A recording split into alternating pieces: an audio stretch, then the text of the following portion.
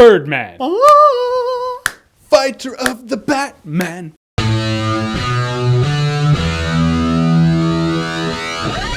Birdman. So Birdman's a movie starring Michael Keaton. I want to say it's starring Michael Keaton playing Michael Keaton because this dude in this movie it's Michael Keaton. Michael Keaton plays an actor who used to be a superhero back in the day, and then in 1992, which is the year Batman Returns came out, he stopped being a superhero because he wanted to focus on acting. He wanted to be real. And now we follow him around as he's trying to get this play together on Broadway, and this play's having 150 problems, and Edward Norton comes into it, and that's not even the impressive part. Yeah, the fact that Michael Keaton and Edward Norton completely kill it in this movie, that's not even where I was like, holy shit. Early on in the movie, it's like the second scene in the movie, and I was just like, wait, is this still one shot? This movie is all filmed to look like it is all one shot. It's not. There are transitions in the movie, and you could see where the transitions could be. But oh my God, it feels like the opening shot of Goodfellas for the entire movie, which is actually mind-blowingly original and very revolutionary. If anyone asked me if a movie like that could happen, I'd be like, absolutely not. And actually now, after I saw it, and it does work, and it makes you feel like you're there, will it become the norm? No. I can't even fathom how someone can make a movie like that. I used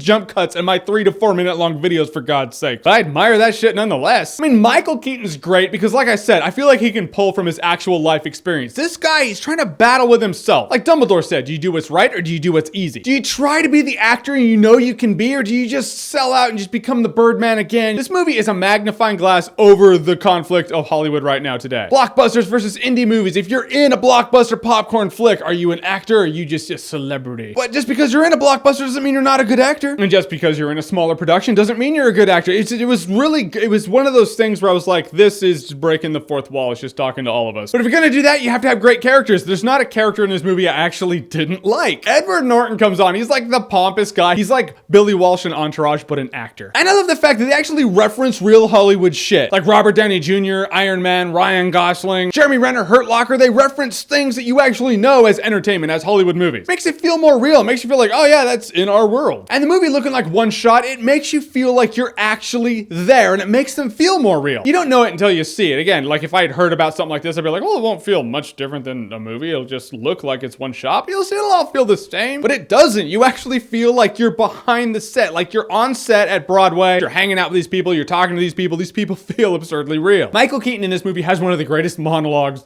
ever. Definitely the greatest monologue to a critic I've ever seen. You've heard me talk about critics, and I'm like, I don't want to be called a critic. This lady is a critic. She's just what I don't like about critics. Michael Keaton's monologue, it was like church. I was like, oh, apparently it's the Sabbath today. Because this. Granted, some of the shit he was raging about, I am guilty of myself. Doesn't make it any less real or relevant. And that's one of the themes of this movie. Know what you are, accept what you are. The movie drags on in a bit in the sense that there was a point in the movie where I was like, that movie is gonna end here. And I was like, oh no, it's gonna end here. Shit, all right, it's gonna end here. 3 different ending styles. I feel like if you ended the movie at the first part, that could have been the ending, it would have been fine. Second part would have been fine. Third part would have been fine. But they all lead to something different. In the end, Michael Keaton killed it in this movie. Edward Norton was great. Emma Stone killed it. Everyone was great in this movie, and I felt like I was there. I felt like I was just hanging out with these people. It was unique. It was original. It was one of those things where I'm glad someone made a movie like this. You need a movie like this. It's one of those movies where you can reference, go, yeah, like Birdman. When you watch a movie after this movie, you're going to notice all the scene changes and cuts. It's going to drive you nuts. I will say Birdman is definitely worth buying on Blu-ray. So far right now, I believe Birdman's a limited release, so I don't know that you've seen it, but if you have seen Birdman, what did you think about it? Whatever you thought, comment below, let me know. And as always, if you like what you've seen here and you want to see more, click right here to see more.